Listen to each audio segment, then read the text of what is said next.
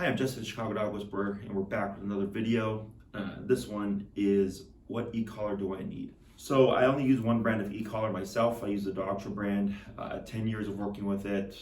It's the most reliable and best quality collar out there, in my opinion. My mentor has been using them for more than 20 years in dog aggression and off-leash obedience and behavioral training, and he swears by it as well. When it comes to choosing an e-collar, it really comes down to what are you trying to accomplish and the size of your dog. The other thing would be just the breed or the temperament, the physical resiliency of your dog. Those three components kind of factor in.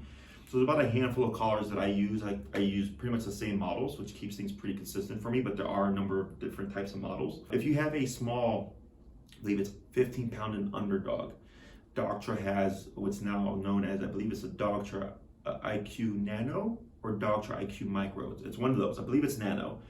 That's meant for 15-pound dogs and under. It's a very small box. It's the smallest e-collar that there currently is. The next one would be the Dogtra IQ, which is, you could use it for a 35-pound dog and under. I'm not a big fan of that one because it only goes to 100 and it's a dial. The better option would be the Dogtra 280C, which is similar in power to the IQ, but it has a LED screen and goes to 127 in increments of 1, so you can really dial it in and know where you're at for your particular dog. The next one up is the Dogtra 2300. That one is meant for 70 pounds and under. And if you go by how they describe it in their literature, I disagree with their literature. I work with these collars on a regular basis. I have, I think right now 35 dogs on my calendar. I really know what these collars are capable of, and then the output and all that stuff. So I look at it as 70 pounds and under. Okay, for the Dogtra 2300. They recently just discontinued it, which was the Dogtra 3500 NCP, which was meant for dogs 70 pounds and over. So the Rotties and the Great Danes and the Mastiffs and stuff, that was a collar we were looking at or using, but they've recently discontinued it. You do not want the 3500X.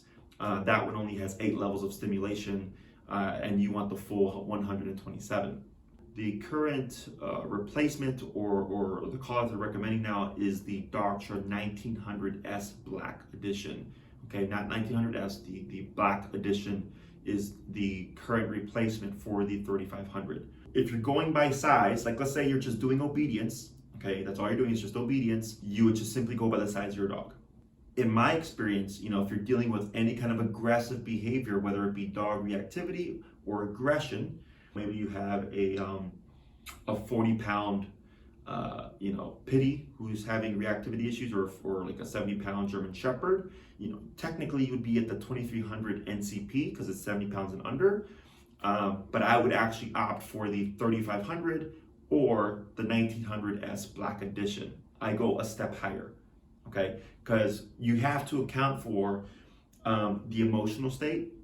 When the dog was under stress and they're in that reactive state, they're not gonna feel the power of the collar because their brain is elsewhere. They're too far gone, or possibly too far gone, for them to just be immediately receptive to it. The second thing is the physical resiliency of your particular dog. Dogs bite each other, so they're used to physicality, which already creates a level of just resiliency, unless the dog happens to be a very soft, weak dog. But that's another thing that we account for. And whenever working with any kind of power or bully breed, I factor that in as well. So it'd be your pitties, your bull terriers, your bulldogs, your Rottweilers, your kind of Corsos, your Mastiffs, German Shepherds, any kind of power breed, I like to have a step above, especially if I'm dealing with a power breed and a behavioral problem. If you're just doing straight up obedience, you just take your dog size and go with the collar that's appropriate to your dog. If you like to just have that extra power, just in case. So the difference really is the output. 40 on a higher power collar, maybe 60 on a lower power collar. So you're just getting more from less, essentially. And remember, all these collars go to 127 in increments of 1, with the exception of the IQ series. The Nano and the standard IQ collars, they only go to 100 and they have a dial as opposed to a LED screen, so you have to eyeball it. So you kind of get general range. So if you want to just have, if you're just doing obedience, your dog has no behavioral issues, but you want to have just that added security of like, I'm gonna have enough power if, in case somebody blows up a firework and my dog is running away. Because you have to account for the fear. You have to account for the flight state. The dog's running for their life. It's not about come when called at that moment. It's about making the dog essentially more scared of running away from you than they are running away from the firework, okay? And this has come up in my career a number of times because people blow fireworks randomly at the park. I just want to say all the time, but it's happened to me a few times and it's happened to clients, so it's not out of the ordinary. If I need the power, I have it, but otherwise all it means is your dog is most likely to be training at a lower range. If you're dealing with some kind of behavioral issue, or if you happen to have a power breed, even if it's a power breed with just obedience, I would opt for the step up. So then if you have a 15-pound Chihuahua with a really bad dog reactivity, you could do the 280C, but if you want to just have that extra, just like, just in case this dog's reactivity is really bad, I'm gonna get the 2300. Granted, the dog will look a little silly because the 2300 box is a bit larger than the 280C, but that all comes down to the personal preference, whether or not you care about aesthetic. I personally don't. I just care about the result and getting what I'm wanting. That's how I go about selecting the e-collar appropriate to the dog.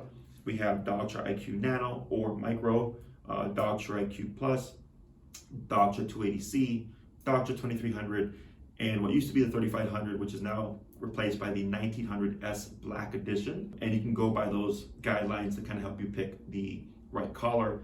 I personally don't like the other brands. I've used them all, and that'll be a separate video, but Dogtra, in my opinion, is the best dog training collar. So I'm Jesse, the Chicago Dog Whisperer, owner of Canine Perspective. Thank you for watching.